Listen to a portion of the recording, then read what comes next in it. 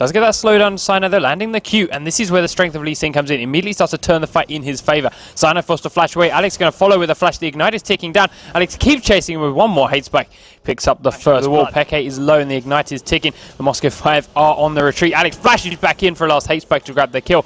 Immediately pops his W to get out of there. Movement speed. Pepe gets blown up in the top lane. This has become a 3 versus 3. Shockwave catches 3 members of Moscow 5. All of a sudden, Darren with the Ignite ticking. One more auto attack from Peke shuts him down. Command attack, commander protect. Dissonance is holding him in place. Cyanide recommits to that fight again. Double kill for red, double kill for blue, I believe it is as well. Now they're going to carry on chasing. Alex is just running those high heels in the river, not slowing her down. She may be able to get away. Attack is down. They've decided for the fight. Attack, protect. Peke continues chasing. Cooldown boots are helping so much. How many command attacks are you going to get out, Peke? If you can get one more flash, auto attack, just misses. Another auto attack. Missed ult from Enrated, goes straight on, goes to the Ash Arrow, goes in, lands on Enrated. Great ult from Alex Hitch, hits both Reckles and Enrated, and he's chasing down Reckles for the first kill. Hate Spikes picks it up and comes switching back to steal the last one straight off Genja and Ghost. Irelia is building Trinity Force. I tend to see, bottom lane. Alex Hitch gets the Deathfire Grasp out, and with his ultimate half health Reckles. Despite the Ash Arrow missing, Alex manages to pick up that kill 1v1. He's going to get slowed by Soaz, by Peke. The ult's going to come out from Soaz, does land it down onto Genja and Diamond Cross. Genja gets pulled straight back in, and then Rati lands on him too. He's very, very low and will actually fall to Soaz, but that's already Alex Hitch has killed Corki, so 80 carry for 80 Corki.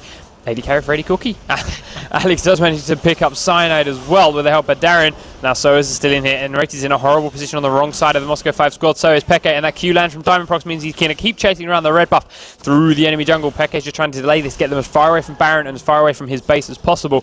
Then he will finally fall to Alex mid lane, and immediately pops out of nowhere with 3. And look at Alex's position from the back line. I think he's waiting for an engagement, waiting for another creep line. Maybe an Ash Arrow or even a Dazzle, would suffice.